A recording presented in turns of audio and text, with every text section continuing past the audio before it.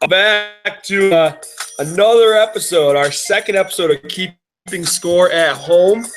I am your host, Ketch, and I'm joined by my good friend Miller. How are we doing, Miller? I'm doing real well, John. I'm doing real well. How about you? I'm doing all right. It's been a try getting this episode out. We've been about 2 weeks now, and we said we're going to do it every week. And I know you had some stuff going on. Mike was moving and started a new job and stuff, and didn't get his internet for a while. Then we had about 7,000 technical difficulties within the last hour or so trying to record. But we're here now. Exactly. We'll persevere and we'll make it through. Yeah, it's all about just determination, hard work, a little elbow grease, and that's what we're all made of here. Here at Keeping Score at Home, presented by Water Cooler Sports. It really shows our dedication. It really shows how dedicated we are to the people that we do this for. You know what I mean? Yeah, absolutely. We've been trying to get this episode recorded, I think, for about an hour and a half now, and we've had to restart about 4 times. So it's been pretty fun. We're a little bit drained, but we're going to bring our A game for you tonight. I would like to say that we got some great feedback from our first episode. We heard you. We're going to try to make just an audio version of the podcast, so it's not only a YouTube video, so you can get an audio version, listen to it in your car and whatever. We're also going to try to make it a little shorter, and as you heard, we have a new intro song. Shout out to Busta Rhymes and Mariah Carey for that one. Other than that, it's going to be the same old type of things. We're going to do some topics and a few segments, and then we'll wrap it up here. So before we get going, how are you doing today, Mike? Doing real well. Trying to just get this thing wrapped up. Yeah, let's hop right into it then. So last time we spoke, it was the day after Derrick Rose signed with the New York Knicks, and NBA free agency I don't even think had started yet. So a lot of stuff has happened in the world of the NBA since then, and none bigger than the fireworks on July 4th when KD signed with the Golden State Warriors. Personally, I loved the signing. I thought it was awesome. What did you think, Mike? I really love it. I love it so much. I love that he came out and he said, basically it's not the popular decision, but it's the decision I want to make, and I'm okay with the repercussions. Basically becoming the new heel of the NBA. He's being a bad boy and totally embodying it. And this whole team is being bad boys now. People are turning on the Warriors. Right. It started after the trash talk in the finals, and it's just great to see that they're actually embodying this role. I mean, my only real question is, do you think that KD will try to stay the nice guy he is with LeBron, or that he'll buy in like the rest of the team that hates LeBron and start trash talking LeBron and putting him down and all that stuff? Well, I think you kind of hit the nail on the head there. He's got to be the bad boy. I mean, he's cut his ties. He unhitched his wagon from Oklahoma City, went up north to the Bay Area. He's got to be the bad boy now. He's got to talk trash and smack and shit and all sorts of stuff to LeBron and just really embrace it all. I think what should happen is actually him and Draymond should get an apartment together. I think some of Draymond's dick-headedness would rub off on him. And, as maybe we all saw today, Draymond was arrested over the weekend. Maybe some of Kevin Durant's good attributes of like not getting arrested would rub off on Draymond as well. So I think the two of those guys should probably get an apartment together. And yeah, I absolutely agree that Kevin Durant should be the bad guy, should be embrace the villain. That would be a great reality show. Yeah. It would be amazing. But you're right. I mean, if you look back at LeBron going to Miami, the reason so many people hated him afterwards, he's such a pussy about it. Yeah. He did so much about what everyone thought. Just be the bad boy, and people will be like, wow, okay, I guess I shouldn't really talk shit about him. Like, he's a scary dude now. Right. So, love that. But, yeah, huge acquisitions by the Warriors. Right. And speaking of acquisitions, there's another team that's close to you that I think made a lot of acquisitions. I think it's the perfect segue into it, talking about your New York Knicks. Right. Yes, the New York Knicks made some great moves. They obviously traded for Derrick Rose, and then they went ahead and signed Joakim Noah, and then also superstars Courtney Lee and Brandon Jennings. So the Knicks have all but wrapped up the 2011 NBA championship, which basically says to me that they'll be, probably 74-8 this year. And that's, being a little generous. I think they're going to be a great team. They have a big six. Let's face it. The Knicks now have a big six. They're not just, it's not just Melo and Porzingis anymore. No. Now we got Melo, Porzingis, and Noah, and then we got Rose, Lee, and Jennings. Those are 6 of the best players in the NBA, in the history of the NBA, and they're going to run the table this year. Yeah, I mean, that roster is going to look real good when it carries you to 40 and 42. Come on. And you grab an 8th seed and you lose to the Cavs first round. No, you're completely wrong. The Knicks are going to be better than 40 and 42 this year. They're going to be better. It's probably going to happen that hopefully they're going to be better than 40 and 42 this year. And all I'm saying is the first 8 seed to ever beat a 1 seed was the New York Knicks over the Miami Heat in 1999. No big deal, but kind of a big deal. So, yeah. I mean, those were some glory days right there. I mean, it ended up good for them in that playoffs, right? They made it pretty far, I think, right? Yeah, they did. They made it to the NBA championship, actually. So, yeah. How'd that go? They lost to the Spurs, but that was the start of the dynasty. But whatever. The Spurs were really good at the time. Now, the Knicks, they're going to be – it's fine. Tim Duncan's retired, so, no more Duncan to worry about. All right? We're good. Exactly. Now that Duncan's gone, the Knicks have paved their way in. But what I love about Duncan? The door's open for the Knicks now that Tim Duncan's retired. Oh, yeah. But you know what I really loved about Duncan? What? How and his retirement was like prototypical of him. Just how down to earth and good of a guy he was. He wasn't a dickhead like no. some people that the Bulls recently signed, where they signed that three colossal dickheads were just all on the same team. And I love to hear how you feel about those guys. Yeah, I just want to say that was a major league segue right there. That was incredible. But it's my best. Yeah, that was fantastic. So the Bulls end up signing Dwayne Wade. This is after they decided, we're going to part ways with our aging superstar with really shitty legs. So they went out and signed another aging superstar with really shitty legs, who's actually about 6 years older than Dwayne Wade. So then they got Rajon Rondo, a known cocksucker in the league, and they're getting teamed up with Jimmy Butler, who is obviously currently on the Chicago Bulls. So this is how I see things playing out there in Chicago. Jimmy Butler thinks that since they traded Derrick Rose, it's his team. They're like, oh, they picked me over Rose, so it's my team. Dwayne Wade is going to say, well, I'm coming home to Chicago, so this is my team.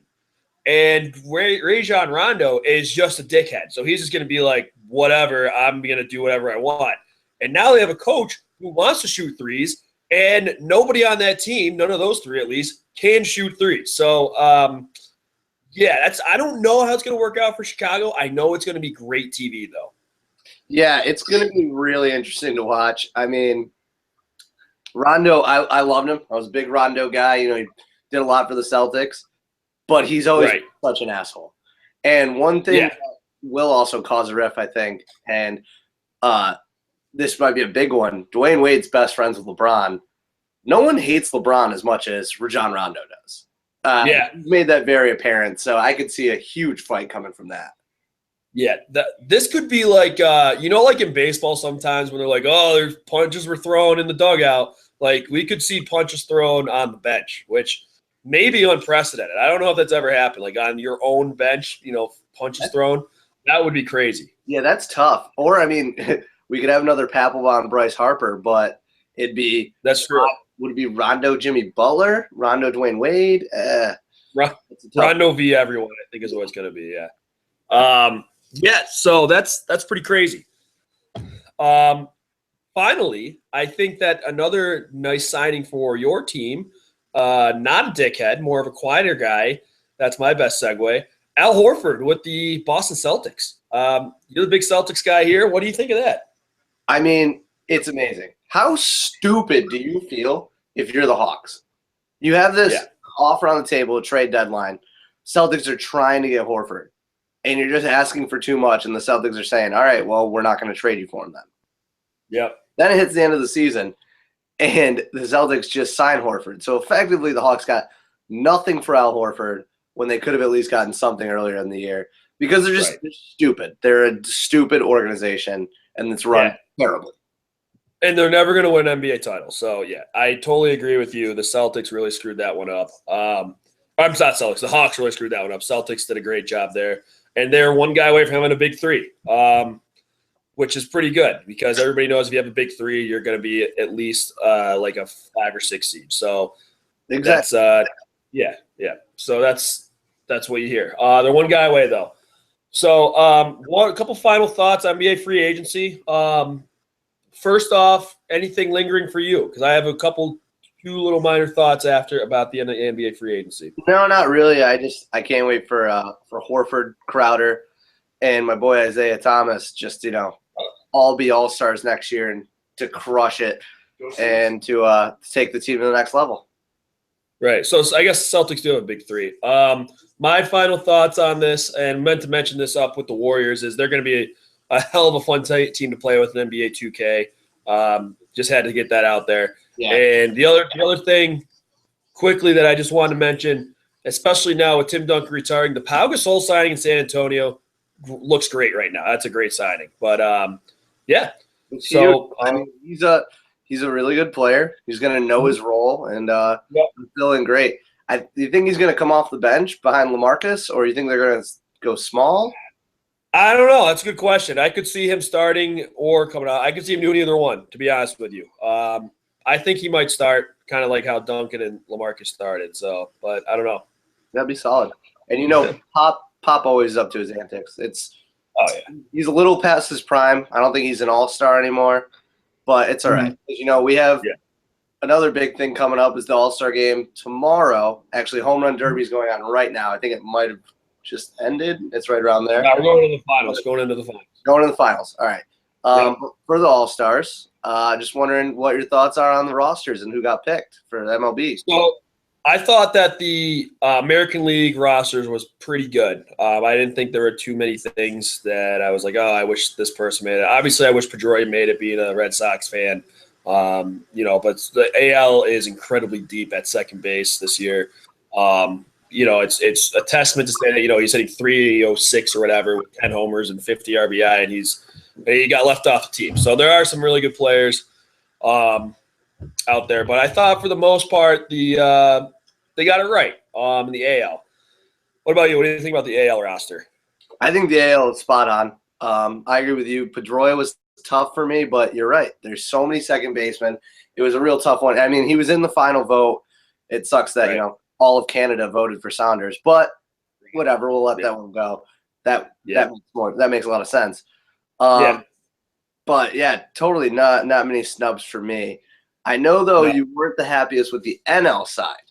No, and I've kind of learned over the past few years I can't get pissed about the starting lineups because it's the fans' vote, and as long as they vote in all-stars, that's fine. You know what I mean? And I feel like should Ben Zobrist have been starting at second base? In my opinion, probably not. I probably would have said Daniel Murphy, but Zobrist was going to be an all-star, so he didn't take a spot away from anybody, in my opinion. The one guy that I say really fucked everybody over was Addison Russell. I don't think he screwed over Brandon Crawford, who arguably could have been starting this game at shortstop. Corey Seager is well deserving of starting this game at shortstop. He's at least on the team, but Crawford didn't even make the team. So I look at that and I'm saying, come on, you gotta that one was a bad one. That one was a snub that I saw. That was that's pretty shitty. That was the one real bad one I saw in the NL. Yeah, I'm with you on that. That one's awful. But I get the fan vote and everything. I agree with you. At least Zobrist should have been an all-star. But when you got a guy, Daniel Murphy is hitting 350 something right now. He's going to win the batting title as of right now, and just completely crushing it. How does he not start? That to me is just shocking. I mean, that's where MLB, the manager of the NL, someone has to be like, dude, Zobrist, fake an ankle being hurt. at the beginning of the Right. game, and then come in the second inning. Yeah, I think Murphy's one of only a few guys, at least as of a couple days ago, that had an OPS over 1,000. Back to my boy Crawford I was talking about.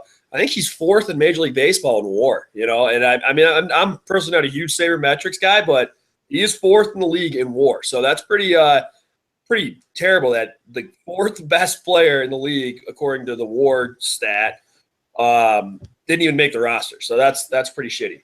And this is what you're gonna have with fan voting. I mean, it's the same thing like the dickheads in Kansas City that voted in guys who were hitting 200. Like, right. I get it. You guys love your team. That's awesome. Whatever. But actually care about the vote. You know what I mean? Don't just vote in your all of your team every time you vote. It's ridiculous. Right. By the way, the Red Sox have 4 starters in the game tomorrow, but that's fine. They all deserve it, obviously. That's just because they deserve it, yeah. And like Daniel Murphy deserves it. All 4 of them deserve it. Right. Yeah, for sure. So tonight, I did want to bring this up real quick. Tonight was the Home Run Derby, and personally, I love the new format of the time. What do you think of that? I think it's awesome. I mean, yeah, it was confusing to me at first because I couldn't watch last year. I was in the middle of a road trip, and it just you know how those things go. Yeah, But this year, watching it, it was really cool. The only thing I didn't like is at first, I didn't know what was a good score.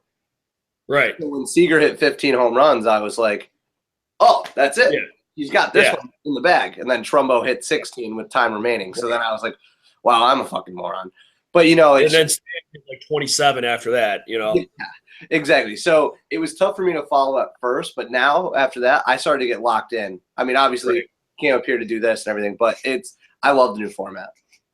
Yeah, I think it's pretty cool, actually. And I can't remember last year, but I think this is the first year Berman's not doing it. Is that true? No, Berman's in there right now. Berman is I think last year. But I don't know that because I've been hearing Carl Ravitch a lot, and I like Carl Ravitch, but I just like Berman and his back. I mean, that's a staple of the Home Run Derby. I have never been able to decide if I like it or I hate it, but I just know it's a staple. So Home Run Derby is going on right now. We're in the championship. It's Giancarlo versus Todd Frazier, and that's where we're at with that. So I think that they should definitely record Berman calling home runs and just play Home Run Derby like after he's dead. You know what I mean? Like how Jeter did with his walkout, his introduction, or the guy. Yeah, like I fucking hate Jeter, but that's what you do with Berman. Like that's something you would do. Yeah, whatever. Yeah, Jeter. Well, now we can switch some gears into something that happened over this weekend. I wrote a blog about it. I don't know if you saw it. About soccer and the Euro Cups. Big win for Portugal for my boy Ronaldo. Right. I've been a huge Ronaldo fan. I know you not the biggest soccer guy, am I right? With you? No. I am not the biggest soccer guy. Well, that's because you probably mastered it around 7, right? When Little League soccer stopped. So. I was in the World Cup at age like 3, or age 10. I mean, I was like Freddie Adu, and then I just burned out real quick. So it's a lot. It's a lot to deal with. I understand it. Right. But one thing that I noticed about the game is, a lot of people were hating on Ronaldo because he won, but he went out in like the 25th minute to full tears down his face. Right. Well, that doesn't really help his cause, Yeah, exactly.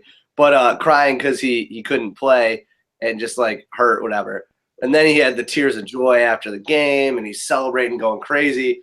Which, to me, I saw a lot of the haters slow up on him a little bit and say, "Wow, like, didn't realize that he's not just a dickhead the whole time, and he actually cares about this sport." Right. And I was thinking that's the LeBron effect. After the championship, LeBron, everyone kind of said, "Whoa, wait a minute, let's ease off LeBron for a second." And I was like, "Wow, it was really cool to see him do that, and then have all that emotion, being so happy and everything." And this coming from a guy, I refuse to eat at Blaze Pizza because LeBron's a partial owner. And it's crazy because everyone has told me that Blaze Pizza is one of the greatest pizza spots ever. But no, LeBron owns it. So I'm that kind of guy. But seeing them have emotion like that made me think it transcends hatred. It makes you just go above and beyond it. Right. Yeah, I mean, like I said, I'm not a huge soccer guy. I know of Ronaldo. I know he's like a pretty boy and stuff.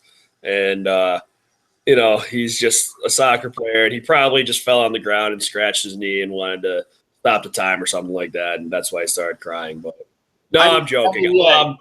Yeah, like no big deal. He's just like banged supermodels, including like Kim Kardashian and stuff. And, race to Bugatti once and won. But yeah, talk all your trash about him. Talk whatever you want. It's fine. The real story, I mean, you know what? Talk to me when he has a sex tape with Kim Kardashian. All right. So that's when I'll start being like, all right, this guy's the real deal. Okay. I mean, that's a valid point. Ray J's Yeah. He gets a sex tape with you know what? If he gets a sex tape with Taylor Swift, then I'll say he's the man. All right. Now you're speaking my language. I'm feeling. There we go. Good. All right. So, anything else there on soccer? Just that it's a great sport, John, and you should really get involved in it at some point. But moving on. I did see Messi choke, which was funny. And then he immediately quit and like got arrested or something like that. So that to me was funny. It just proves Messi's a bitch and Ronaldo's the man. And even though Messi might be a better player, Ronaldo's a stud and Messi is a little girl. So if there's two things in this world that will always happen that we know for sure is that the Atlanta Hawks will never win an NBA title and Messi will never win a Euro Cup. So yeah, I can get on board with both of those. Totally fine. So those are two things that I know for sure are never going to happen. All right, so moving on. We're going to go into our segments now. And our first segment is something new here on the show. It's called Advice. So we get letters. Mike and I get letters from famous people about just giving them some advice on things. So we got a couple letters here. I got one. I know, Mike, you got one too, right? Yep, I do. All right. And we're just going to read them and give our advice. So I'll go first, all right? Yep. All right. Dear keeping score at home. Let me scroll down here because I just lost it. Dear keeping score at home. Here we go. I am a member of the Los Angeles Lakers organization. Last year, I got in a lot of trouble for outing my buddy Swaggy P for cheating on his then-girlfriend Iggy Azalea. I made up for it, and the Laker community is looking to me to be the future of the organization.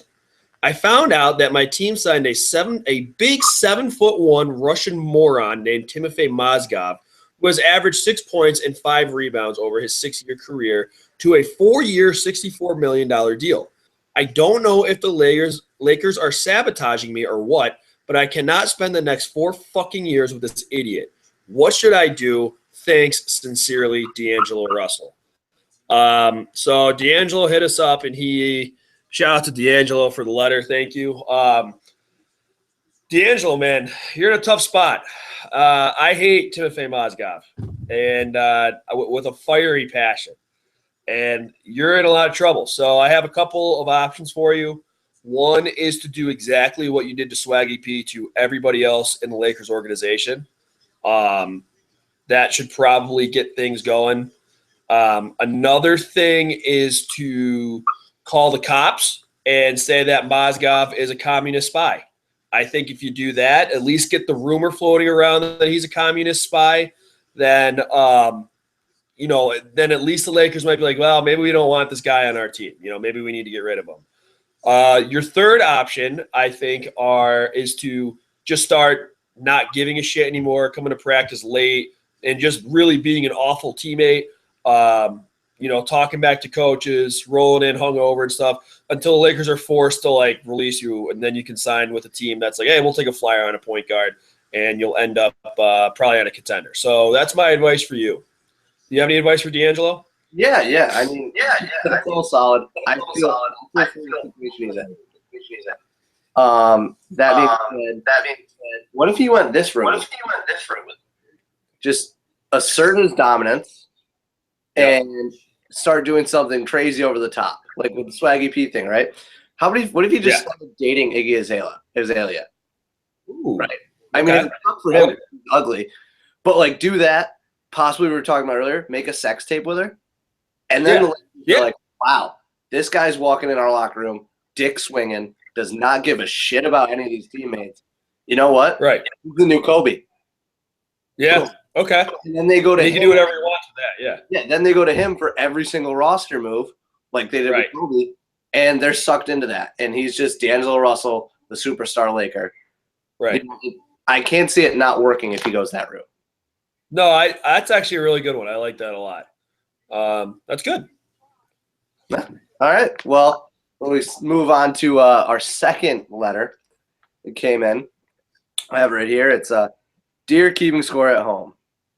I used to be a polarizing football star, but I was recently cut from my NFL team. From there, I've been accused of a lot of things, including beating my girlfriend and partying too much. Truthfully, I just want to have fun, but everyone thinks I'm an embarrassment and an addict. They don't get me. It's just so depressing, and I don't know what to do. I don't know if I can take any more of this. I need your help. Signed, Johnny Manziel. Wow. Yeah, so it's tough. And before I answer this, hang on.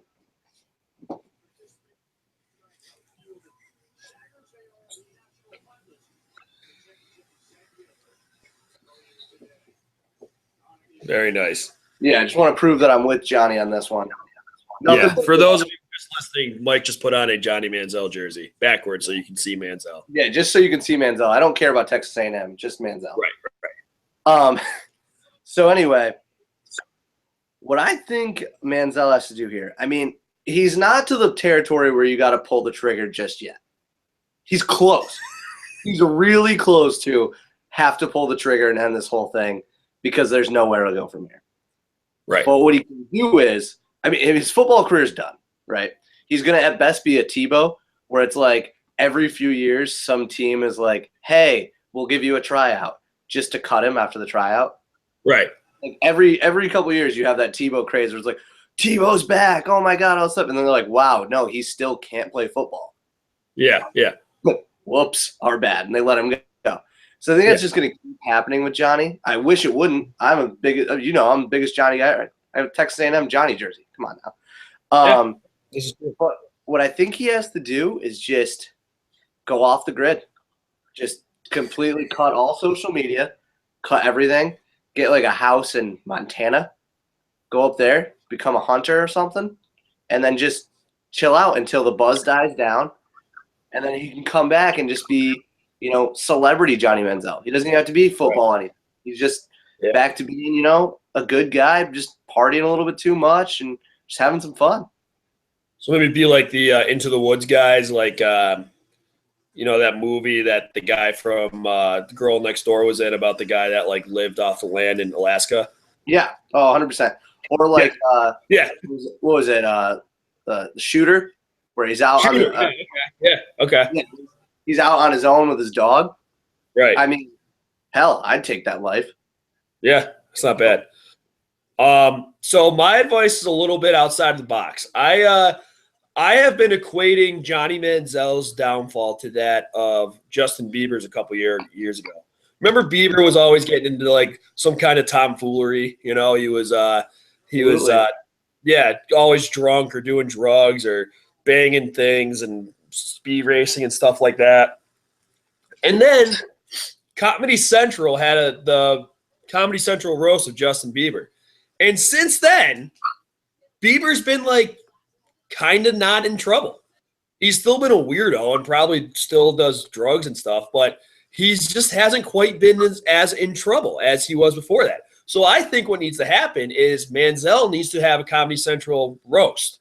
I think that it would really help him to get a lot of like B-list comedians out there to talk about how shitty Johnny Manziel is. And, maybe, it could really work as like a reflective type of thing. So he can really look at himself and say, wow, I really need to make some changes. I would say that's a really cool idea. I think he would get a lot of viewers, so he might make money off it. And I think that would really solve all the problems. That and to stop doing whatever drug he's doing that's making him look like he's dying. I think those two things will really help him in the long run. Yeah, I think that's definitely a good take. I didn't even think about that with the Bieber connection, but you're so right. It's spot on. The only thing I'm worried about is an altercation happening at his roast because he's kind of sensitive. You can tell from the letter, pretty sensitive guy. Really like he is a sensitive guy. He's just looking for some answers. Yeah. Yeah, and him just going crazy and trying to, stab someone or something. That right. But I think that's the risk you got to take. We're at the last step here. It's a risk you got to take for his well-being. Yeah, that's what I was going to say. That could be his only option at this point. It could, right. it is what it is. So it is what it is. Poor Johnny. So that was our advice segment. D'Angelo, Johnny, I hope we really helped you guys out. We're gonna move to another segment real quick. This is called Who You Got, another new segment. This is just quite simply where one of us gives the other one two choices and they say which one they like better. So, Mike, I think I got Who You Got this week. And my two choices, because of recent events of the ESPN Naked issue coming out, who you got? The ESPN Naked issue or the SI Swimsuit issue? All right, so I'm actually more of a fan of the Naked issue. You're insane. It leaves nothing to – just hear me out. It leaves nothing to the imagination. It's just all there. And there's so many hot athletes, but then they also have the other side where it's funny too. Vince Wilfork and his 3-point stance completely naked, just hysterical. It's Justin Verlander sitting there getting ready to pitch, but his glove is covering his dick. Hysterical. You can post those pictures up, like shoot them to your friends, like hope you're having a good day, and it's comedy. It's great. I love it. Okay. I can understand the hot athletes in that part of it because I can relate to that. Like in the SI Swimsuit issue, every once in a while they have like an athlete in there. And, or they actually think every year they have a section of the athletes. And I remember one year specifically, they had swimmer Amanda Beard. She was pretty hot. And I was like, wow, this is awesome. Cause she's an athlete and I see her on TV and now I'm seeing her with just her hands over her tits. This is awesome, So I get that part. The Della Don pictures, those were nice. I gotta say. And I get the point that they are funny. That the Verlander picture and definitely the Vince Wilfork picture this year was hysterical. But I don't want to see Vince Wilfork's enormous ass. And I don't want to see Justin Verlander's pasty ass either. All right. So I'm all SI Swimsuit for sure because let me tell you something, Mike. I've spent many a night with the SI Swimsuit issue. That was my first delve into porn for a while. All right. I didn't, know what computer porn was. I didn't have any Playboys. I was living on the SI Swimsuit issue every February. When that thing came in, I'd come home and get that thing. And me and the SI Swimsuit, I treated that magazine like a lady for years. Me and the SI Swimsuit issue, we have a really, really complicated history. So I'm SI Swimsuit issue till I die. Love and I think if you go any other way, you're crazy. John, just think about this. Amanda Beard, right? How hot she was. Yeah. Imagine if she was just naked. Yeah, but they don't show their tits. They show their asses in an SI Swimsuit. Oh my! And they don't show their pussies in the naked issue. They just show them naked. The Della Don picture is the picture. She's covering her breast. Yeah, but you see Della Don's ass. If they show a full frontal of Elena Della Don, I'd be all in. No. If they show a full frontal of Elena Della Don, I'll change my stance. But they don't. All right. And dude, you gotta separate the sections when you get the naked issue. You don't just keep Della Don next to Vince Wilfork's ass. All right. You don't just do that. So there's an accidental flip of a page.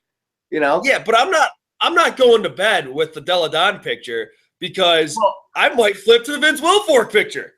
And I don't want to fall asleep next to Della Don and wake up next to Vince Wilfork. Well, sometimes we do that when we're drunk, but that's completely different.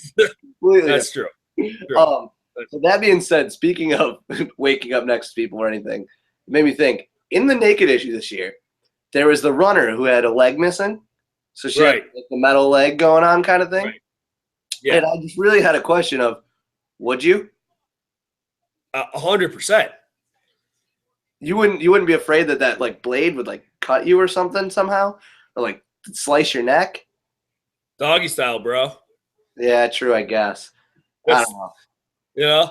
No, yeah, I definitely would. I think that's the way to go.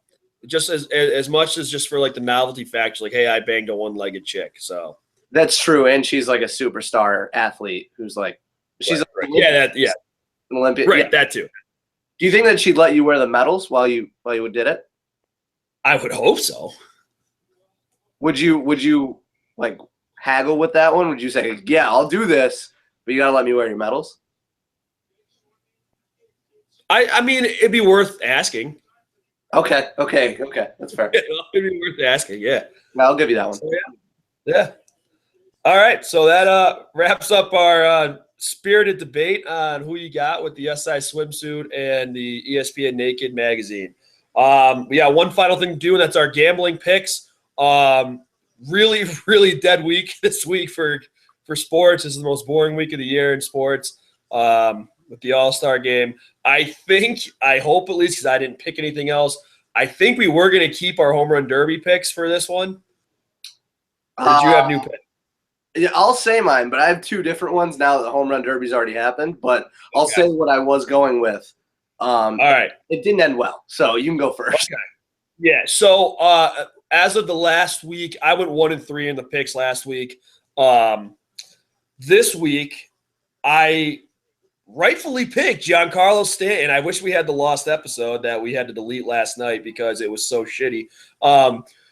I picked Giancarlo Stanton to win the home run derby, and I'm watching it right now. Giancarlo Stanton won the home run derby. You called me a front runner. I called it smart. I was right, so I've already got one win for the week. My other pick this week is the American League money line. I'm picking American League money line in the All-Star game tomorrow night. They said I think the line was like plus 105. So I think you got to take that. I think you got to throw it on that one. Yeah, I'm not too happy with what my home run derby pick was, but that's why it's great there's the lost episode. So, I mean, I picked Cargo to win it just because I didn't want to go with the front runner. I thought Cargo could do some magic. But you also picked, if I remember correctly, Will Myers, and both of them were first-round exits. I'm just throwing that out there. No, I said I said that I liked Will Myers because he's a hometown guy, and it could be like Frazier last year. Okay. I didn't say I would bet on it, but okay, all right. That's a loophole. That's a little loophole there. I'm getting my way out of that one. That's Fair another time spin zone on it real quick. But so technically you could say I'm 0-1. I say I'm 0-0 because I'm not counting, that I was 3-1 last week. The only one I missed was the one that I agreed with you on. Makes sense. So that's pretty straightforward. But if you want to fault me for the Cargo home run derby pick, whatever, that's fine. I'm gonna go with you on the AL money line because I really like their odds, and I also noticed that Kershaw and Bumgarner aren't pitching. Even though NL still got stud pitchers. Or Syndergaard. Syndergaard's not gonna pitch either. Or Syndergaard, right? But even though they still have stud pitchers, I don't know. I like the AL lineup better. And then I'm gonna throw on the over 7.5 for that game as well. Okay.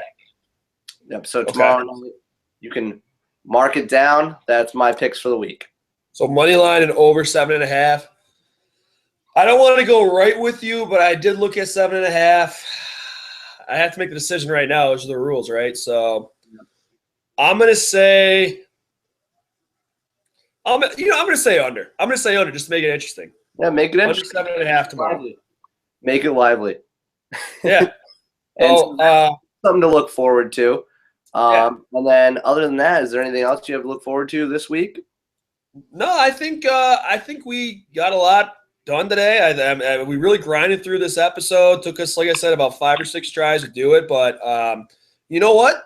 5 or 6 times a charm. That's what they say. And we really did it. We really worked hard here. And like I said, we're going to work on getting an audio version of this so you can listen in your car.